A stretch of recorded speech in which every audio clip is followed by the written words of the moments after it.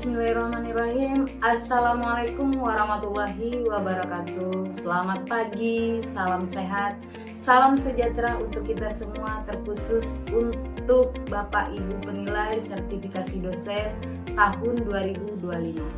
Perkenalkan, saya Silvianisi, salah satu dosen Prodi Pendidikan Guru Pendidikan Anak Usia Dini Universitas Nahdlatul Ulama Indonesia.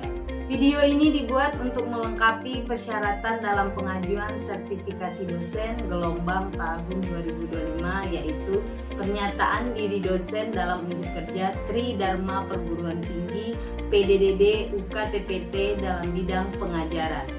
Pada kesempatan kali ini saya akan mengambil salah satu contoh video pembelajaran dari mata kuliah Manajemen Kelembagaan PAUD. Mata kuliah ini merupakan mata kuliah inti pada program studi Pendidikan Guru Pendidikan Usia Dini, di mana mata kuliah ini terdiri dari 3 SKS. 2 SKS ini diperuntukkan untuk pembahasan secara teori, sementara 1 SKS kita gunakan untuk case study, diskusi maupun presentasi. Nah, pada mata kuliah ini metode yang digunakan menggunakan metode DIA atau dikenal dengan Delivery, Interaction, and Assessment. Proses ini bisa berlangsung baik secara online maupun secara offline. Adapun deskripsi mata kuliah ini membahas mengenai konsep dasar manajemen, pendirian lembaga, komponen lembaga, manajemen kurikulum, manajemen peserta didik dan kependidikan, desain pembelajaran, serta manajemen penyelenggaraan dan evaluasi. Adapun CPL pada mata kuliah Prodi PG PAUD yaitu yang pertama keterampilan khusus, menguasai konsep dasar bidang manajerial, menguasai materi lembaga PAUD secara inovatif, kreatif, dan konstekstual, memanfaatkan teknologi informasi dalam pengelolaan PAUD. Yang kedua, keterampilan umum, mampu memelihara dan mengembangkan jaringan kerja dengan pembimbing, kolega, teman sejawat, baik di dalam maupun di luar lembaga. Kemudian berkontribusi dalam peningkatan mutu kehidupan bermasyarakat, berbangsa, dan bernegara demi kemajuan peradaban berdasarkan nilai-nilai Pancasila.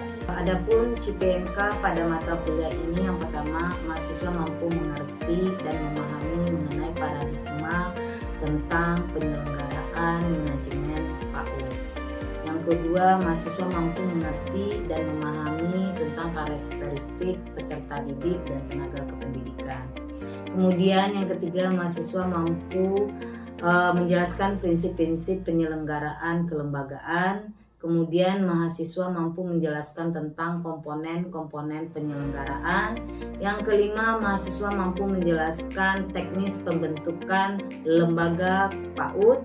Keenam, mahasiswa mampu menjelaskan tentang evaluasi dan pembinaan dalam proses pembelajaran lembaga PAUD.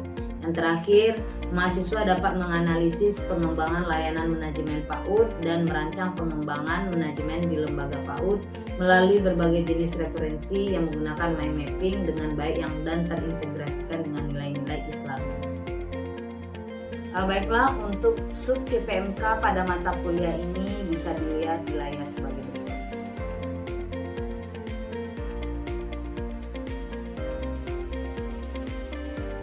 Baiklah, untuk pokok pembahasan pada mata kuliah ini yang pertama membahas mengenai paradigma dan dasar-dasar penyelenggaraan PAUD. Yang kedua, identifikasi dan manajemen pendirian lembaga. Yang ketiga, tentang kepemimpinan atau leadership. 4, prinsip-prinsip penyelenggaraan. Yang kelima, kurikulum dan tenaga kependidikan PAUD. 6, pengelolaan sarana dan prasarana. 7, desain pembelajaran. 8, proposal pendirian lembaga PAUD. Yang ke-9, evaluasi dan pengawasan PAUD. Adapun metode yang digunakan pada mata kuliah ini menggunakan discovery learning, case study, presentasi, maupun problem based learning. Untuk referensi pada mata kuliah ini, mahasiswa bisa mendapatkan dari berbagai sumber, terutama buku karangan Sang Haji IM mengenai manajemen kepaudan. Kemudian juga bisa Wafik Azizah mengenai peran dan fungsi manajemen PAUD. Nah, untuk jurnal sendiri mahasiswa bisa mengakses jurnal Tunas Aswaja yang dimana ini khusus dikelola oleh Prodi PG PAUD. Di sana mahasiswa bisa menemukan berbagai tulisan yang dimuat oleh dosen sebagai sumber referensi yang dibutuhkan oleh mahasiswa. Sementara untuk aspek penilaian pada mata kuliah ini kita menggunakan bobot penilaian yang dimulai dari kehadiran itu sebanyak 10%, kemudian kuis atau keaktifan itu 10%, tugas mandiri 10%, tugas kelompok atau persentase itu 10%, dan UTS itu 20%. Dan tentu saja yang tertinggi poinnya itu adalah UAS, ujian akhir semester, sebanyak 40%. Baiklah, berikut akan kita tampilkan video pembelajaran yang dilakukan secara offline maupun langsung.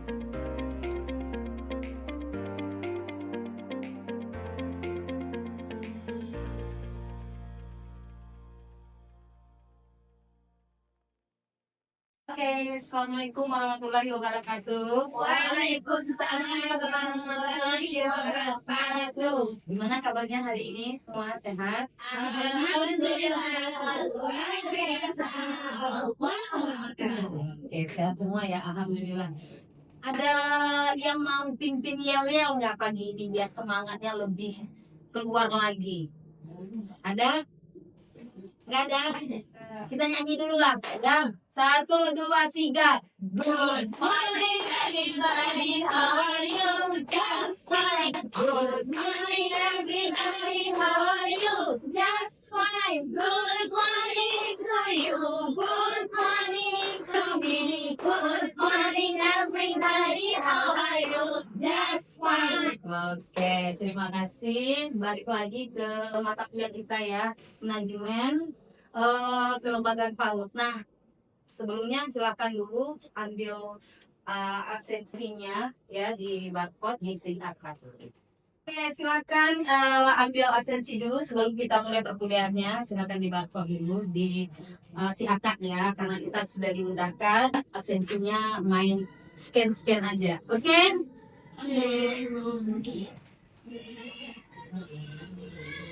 Oke. Mata kuliah kita hari ini membahas mengenai peran dan fungsi manajemen. Sebelum kita mulai, marilah kita berdoa menurut kepercayaan masing-masing. Berdoa dimulai.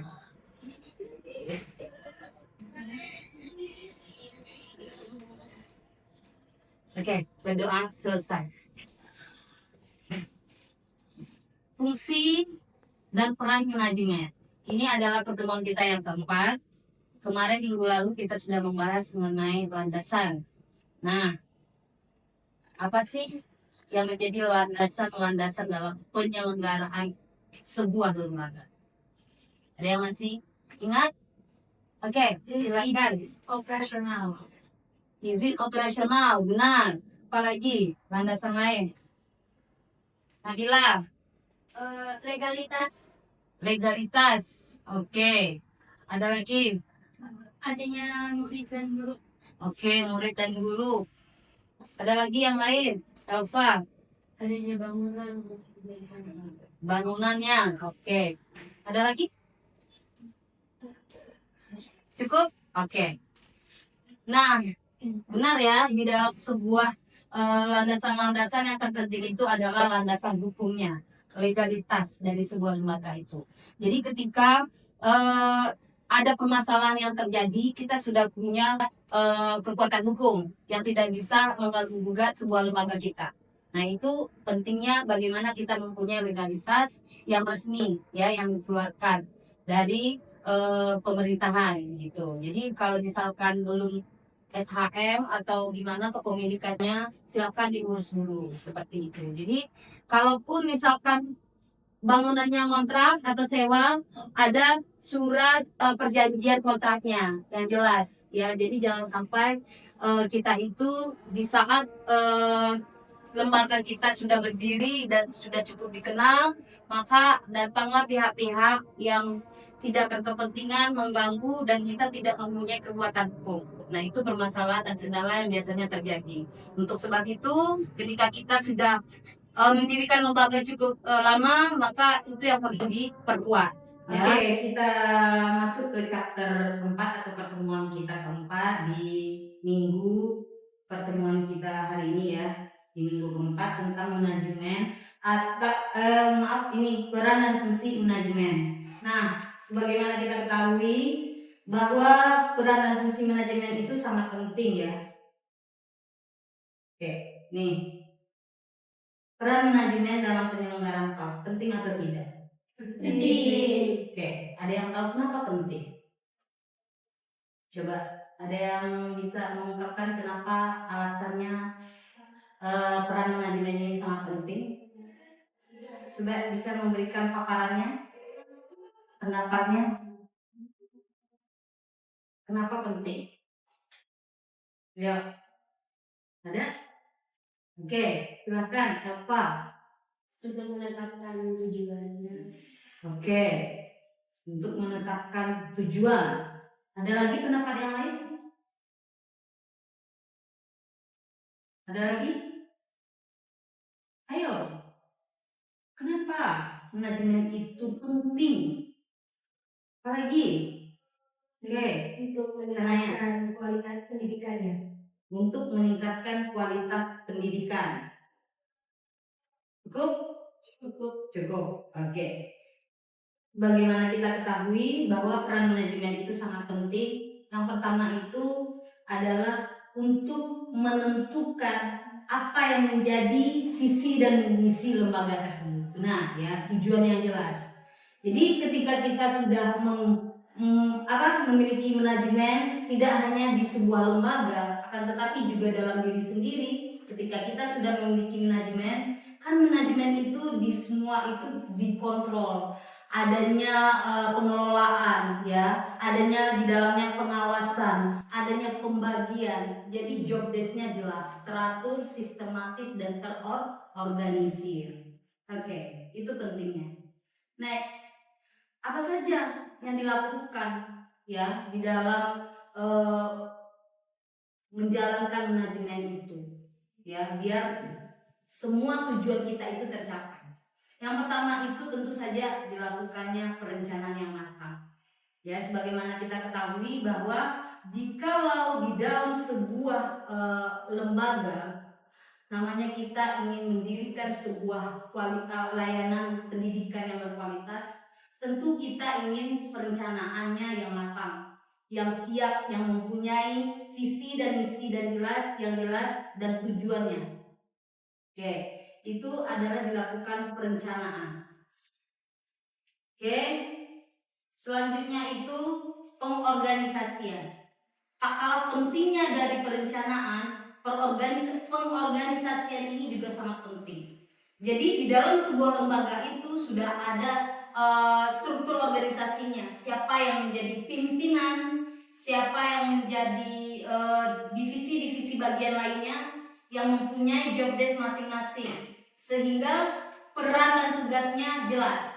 Ya, tidak si A mengambil jobnya si B, si C ngambil jobnya si A. Jadi nggak kayak gitu. Kalau sudah ada manajemen di dalamnya, sudah ada pengorganisasian dalamnya, mereka tahu apa yang harus dilakukan. Misalkan pimpinan apa tugasnya dan tanggung jawabnya. Ya, segenap seluruh lembaga itu adalah tanggung jawab dari seorang pimpinan. Begitu juga misalkan yang punya jabatan sebagai bendahara atau yang memegang keuangan. Nah, mereka orang-orang yang memegang jabatan ini atau fungsi dan perannya ini bertanggung jawab atas keuangan. Keluar masuk ya harus jelas, pembukuannya, pencatatannya harus jelas, dan jelas juga nanti dilaporkan kepada pimpinan. Itu pentingnya ya. Yang terakhir, selanjutnya ini adalah kepemimpinan. Nah, leadership. Apa bedanya pemimpin dan pimpinan? Oke, Nabila. Menurut saya pemimpin itu jabatannya. Oke. Nah, kalau pimpinan itu jabatannya. Oke. Kalau pemimpin itu sifat yang ada di dalam diri seseorang. Oke, benar ya. Bagus. Pimpinan itu adalah jabatan yang diberikan pada saat itu, ya. Jadi ketika dia jabatannya seorang direktur, ya jadi dia yang mempunyai jabatan itu. Dia pimpinannya pada saat itu, dan itu ada masanya, ada pergantiannya juga nanti ya. Nah, kalau untuk pemimpin itu adalah karakter, sifat yang tertanam dalam diri individu yang terkadang tidak dimiliki semua orang ya. Jadi kalau udah ada nih hawa-hawanya kayak matur ya, kayak mengorganisir, mengelola, nah coba kenali dirinya dulu. Jangan-jangan ada jiwa pemimpin nih dalam diri saya ya. Nah, gitu. Oke. Next, lanjut, kita terakhir itu adalah pengawasan. Nah, di dalam manajemen itu juga ada pengawasan atau controllingnya. Jadi semua yang bekerja, semua yang berjalan itu tetap harus ada pengawasannya. Tidak serta-merta hanya dilakukan begitu saja. Nanti tidak ada laporan ke pemimpinnya ya, tidak ada pengawasan untuk yang mendapatkan suatu kinerja yang lebih baik lagi, seperti itu. Oke, inilah kira-kira gambarannya. Nah, inilah adalah hal-hal mendasar yang harus dijalankan dalam mengelola sebuah lembaga ya. Yang pertama itu komitmen dan ketegasan. Ini yang dimiliki siapa? Ini ada yang dimiliki oleh seorang pemimpin tadi ya. Yang harus dimiliki seorang pemimpin itu komitmen dan ketegasan. Jadi kalau membuat kebijaksanaan jangan dibolak-balik ya. Jangan nanti bikin kebijaksanaan nanti dicabut lagi ya. Kemudian profesionalisme ya, kita harus apapun tanggung jawab yang sedang diberikan tetaplah menjadi profesional di bidangnya ya, tetap bertanggung jawab dan berkomitmen tinggi serta memiliki integritas yang tinggi. Kemudian komunikasi dan koordinasi. Nah, ini penting sekali ya. Di dalam sebuah mengelola sebuah lembaga ini penting sekali bagi kita untuk berkomunikasi dan tetap berkoordinasi dengan siapapun kita tetap, karena terkadang hal-hal yang seperti ini yang terlupakan sehingga menjadi permasalahan, muncul ya salah paham ya, karena tidak adanya komunikasi.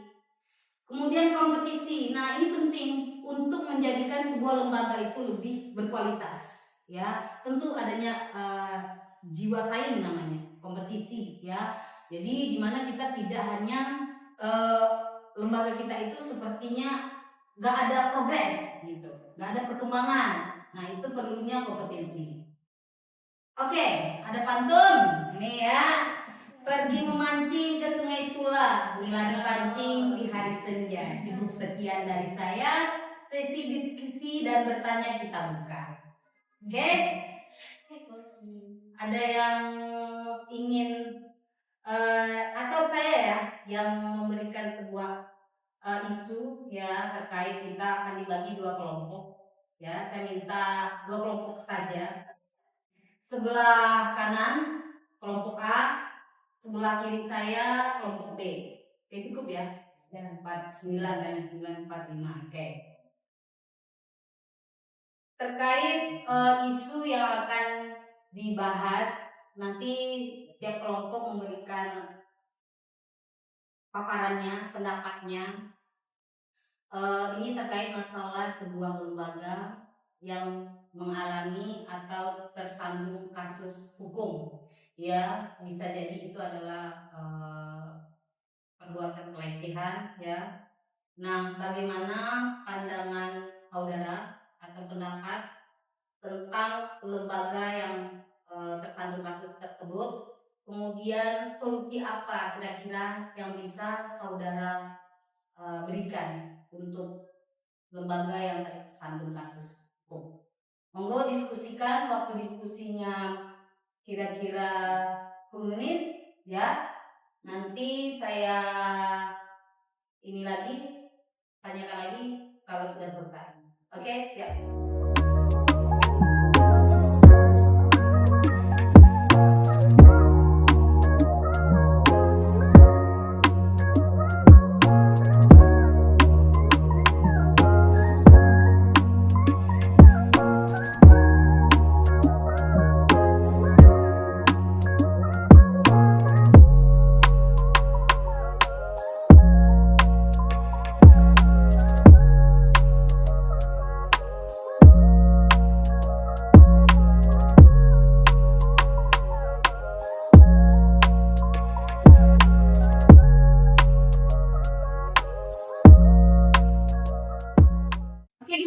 selesai? Sudah. Baiklah kita coba dengarkan pendapat dari kelompok mana ya terlebih dahulu. Kelompok lagi saya kelompok B ya. Iya. Siapa yang akan memberikan paparan? Naila. Oke, Naila. Silakan. Dari kasus yang sudah Ibu berikan tadi, dalam menangani kasus ini menurut kami penting bagi lembaga untuk memahami mekanisme dari perlindungan dan dukungan untuk korban. Jadi hal utama yang harus dilakukan itu kita memberikan perlindungan dan dukungan untuk korbannya. Oke. Terus solusinya bagi lembaga itu kita lembaga itu membuat kebijakan yang jelas dan juga tegas terkait pencegahan dan juga penanganan kasus yang terjadi. Oke. Lalu selain adanya kebijakan yang tegas juga, lembaga itu harus menyediakan hukum dari dukungan hukum dan juga konseling bagi para korban misalnya akan ada terjadi lagi hal seperti itu. Nah terus setelah itu untuk mencegah hal itu supaya tidak terjadi lagi, lembaga itu adanya pelatihan-pelatihan untuk para tenaga pendidik. Setelah itu jika memang diperlukan untuk merekrut pekerja baru, itu diadakan seleksi yang ketat untuk pemilihan tenaga pekerja di lembaga itu. Oke. Bagus, terima kasih pendapat dari kelompok B ya yang sudah memaparkan beberapa tindakan yang dilakukan untuk kasus di mana beberapa lembaga ada yang tersandung kasus hukum. Jika sebuah lembaga itu sudah memiliki manajemen yang kuat, tentu saja hal-hal tersebut tidak untuk meminimalisir peristiwa tersebut. Seperti misalkan dari teknik tadi ya, tenaga pendidikan yang mungkin diseleksi lagi lebih ketat.